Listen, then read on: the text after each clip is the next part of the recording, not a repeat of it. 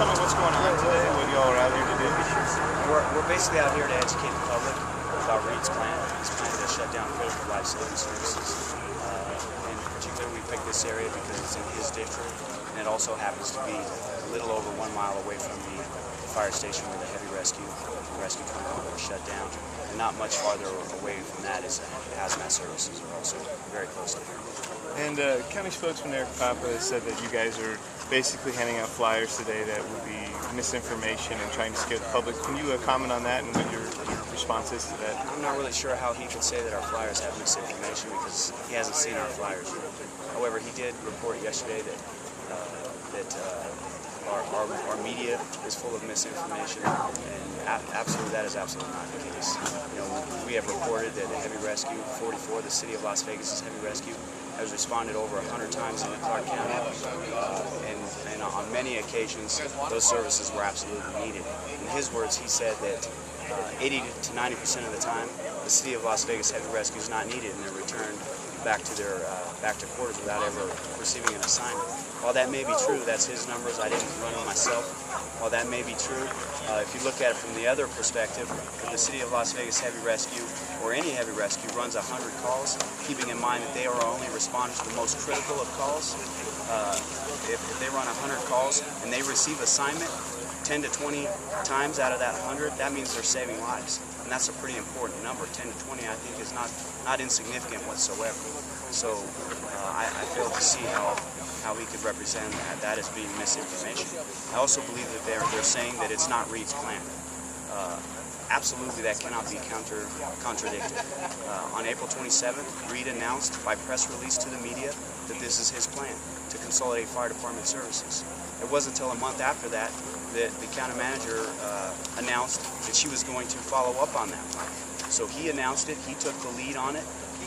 If it wasn't his agenda, if it wasn't his lead, then why didn't we see the county manager on April 27th or the fire chief of Clark County make that statement on April 27th? We didn't see that because it's absolutely his plan, just like he's announced other plans for cost savings measures, such as the UMC being a teaching hospital. So it can't be contradicted. And what do you hope to accomplish today by going out in the neighborhoods and handing out these flyers and talking to people? Our goal today is 100% educate the public. Every time you hear Commissioner Reed talk about it, he says there's no impact to public safety. That is absolutely incorrect. There is a definite impact on public safety. It has been seen time and time again. We had a vehicle accident right in this neighborhood on Saturday night. It was on Jones and Hacienda.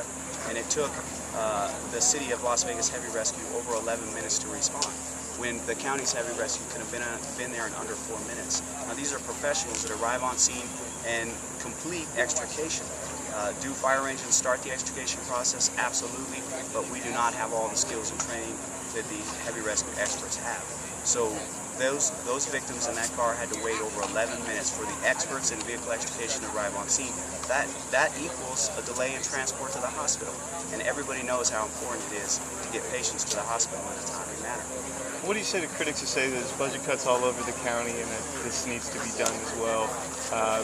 Because everybody else, the teachers and all that stuff, are taking budget cuts. What do you say to that? There's absolutely a need for budget cuts throughout the county. Who could argue that? We're not arguing that. We're in negotiations right now, trying to reach a resolution on the matter. And is consolidation important and necessary? Absolutely, consolidation is necessary. But we would never, I believe it's mismanagement. Everyone behind me here believes it's mismanagement to consolidate one of two critical life-saving services when there's so many other areas within the fire departments that can be consolidated. In fact, this union has taken the lead and went to the county commission and said we believe consolidation is the answer to saving millions of dollars. However, not at the cost of public safety. There's certainly other areas within the fire departments that can be consolidated before we get to shutting down critical life-saving pieces of equipment. Great. And do you want to go by Thomas or Tom? My name is Thomas Touchstone. Okay. Touchston. And what's your, do you have a title within? I'm the Vice President with Clark County Firefighters Local 1908.